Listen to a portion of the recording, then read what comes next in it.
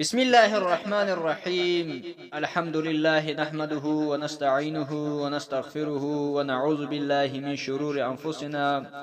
ومن سيئات أعمالنا. من يهدي الله فلا مضل له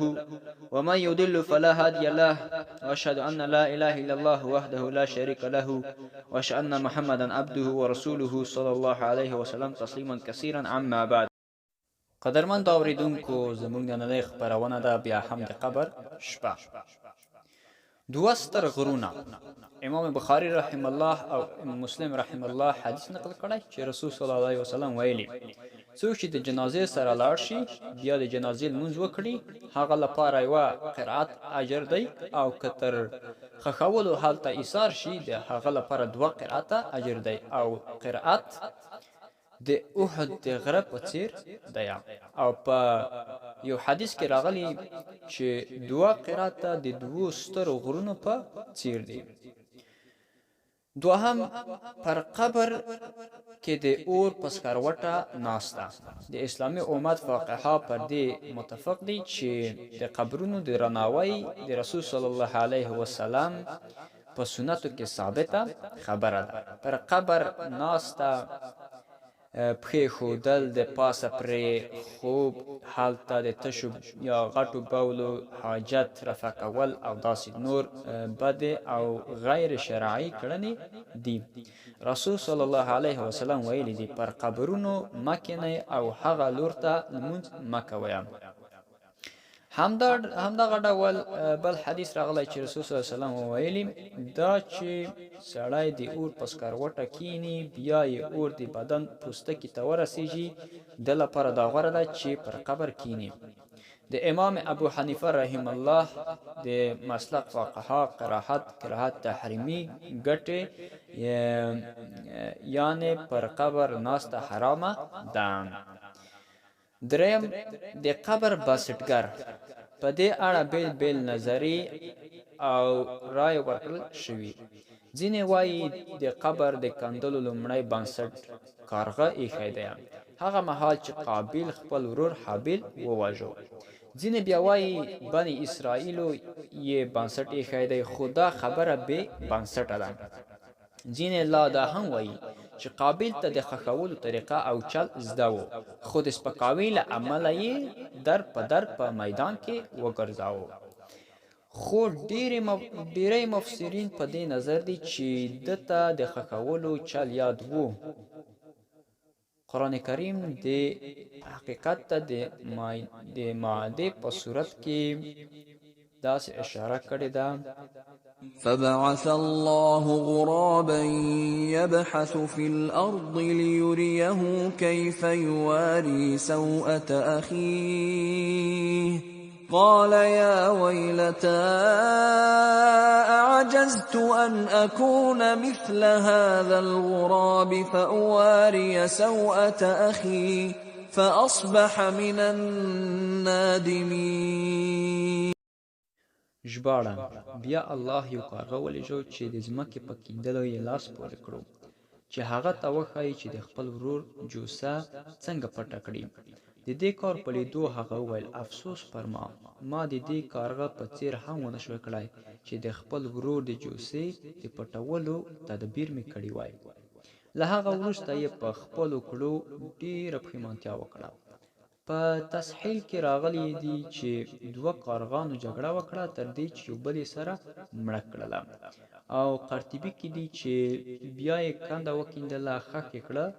پایله یې دا شوه چې وښایي ده ته، یعنې چې د ورور لاش په خاورو کې پټ. څلورم،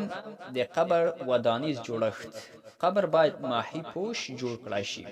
په شریعت کې د قبر د پخولو، سنګکاري کولو، چونه کولو او رنګونه اجازه نشته. امام مسلم رحم الله د جابر رضی الله عنه په روایت حدیث نقل کړی دی چې هغه وایي رسول صلی الله علیه وسلم د قبر لا چونه کولو، پر هغه د کیناستلو او پر هغه د آبادۍ له جوړولو نه منع کړې ده. همدارنګه امام ترمذی رحم الله د جابر رضی الله عنه په روایت حدیث نقل کړی دی وایي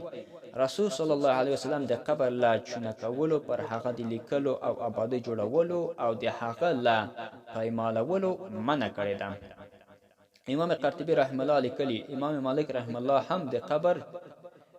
چونه او رنگونه بدی ګڼي ځکه دا د دنیا د زینت او سینګار پورې اړه لري او قبر د آخرت کور دی د دې په لوړولو پخولو او رنګولو ویاړ نه دی پکار او نه دا د ویاړ ځای دی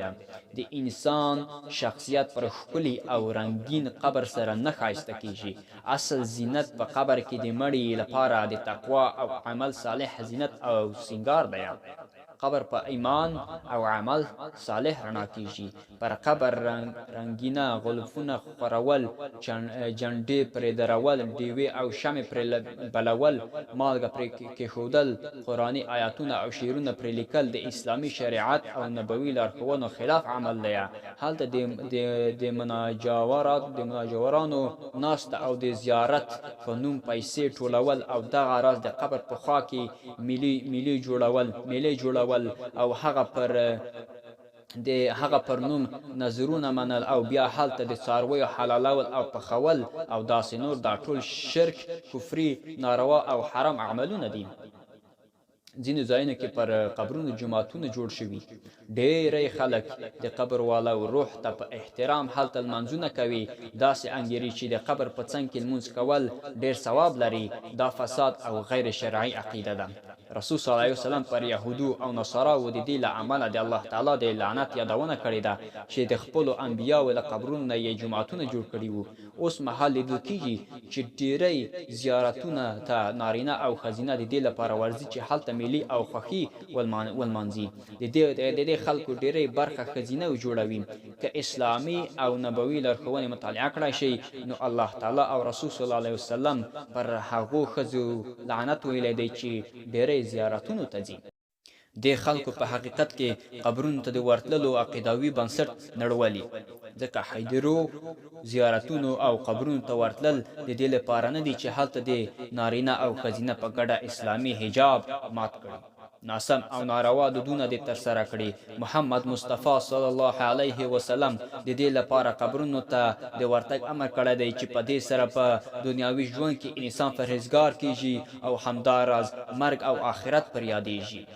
پر همدې بنسټ له ټولو مسلمانانو ورونو او خویندو څخه مې هیله ده چې قبرونو ته د ورتلو پر مهال اسلامي عقیدوي او نبوي مقررات په پام کې ونیسئ او په هدیرو او زیارتونو کې له ناروا او دودیزو کړنو څخه په کلکه ډډه وکړئ پنځم د مسافرۍ کور رسول صلی الله علیه وسلم ویلی دي د خوندونو ختمونکو یعنی مرګ زیات ډیر کویا ځکه پر قبر هیڅ داسې ورځ نه تیریږي مګر هغه پکې اعلان کوي زه د مسافر ری کوریم زه د یوازیوالي کوریم زه د خاورو کوریم او زه د چنجیو کوریم کله چې مومن بنده په قبر کې کېښودل شي قبر ورته وایي ستړی مه شې ښه دې وکړه چې راغلی د ځمکې پر مخ څومره خلک چې ګرځېدل په هغه ټولو کې ته ماته ګران وې کله چې نن ماته وسپارل شولې نو وبه ګوري چې زه له تا سره څنګه سلوک کوم بیا به هغه لپاره قبر د هغه د نظر د لګېدو په اندازه پراخه کړای شي او د جنت طرف ته به یوه دروازه ورته پرانیستل شي او کله چې بدعمله او کافر بنده په قبر کې کېښودل شي قبر ورته وایي بد دې وکړه چې ته راغللې د ځمکې پر مخ چې څومره کسان ګرځېدل په هغه ټولو کې ته زما بد راتللې کله چې نن ورځ ماته وسپارل شوې اوس به نو ووینې چې زه له تا سره څه کوم بیا به پر هغه قبر راتنګ کړای شي تر دې چې یوه پوښتۍ به یې په بله پوښتۍ کې ننوځي د حدیث راوی د ابو سعید الخدری رضی الله عنه وایي رسول صلی الله علیه وسلم د خپلو ګوتو په وسیله د قبر د بد سلوک تصویر انځور کړلم